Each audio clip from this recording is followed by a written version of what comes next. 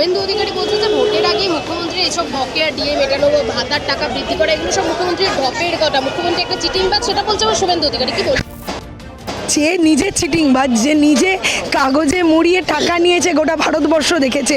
এবং সেই ভারতবর্ষ মানুষ স্পষ্টত বুঝতে পেরেছে ওয়াশিং মেশিন নামক বিজেপি দলটার কাছে বিক্রি হয়ে গেছে শুভেন্দুবাবু, যার পদতলে বসে থেকে এই শুভেন্দু আজকে শুভেন্দু হয়ে উঠেছে।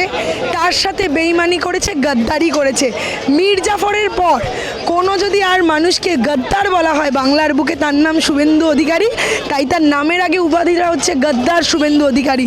মানে ওই যে বলে না, চোর চোর চোরটা শিশির বাবুর ছেলেটা, একদম বাস্তব কথা।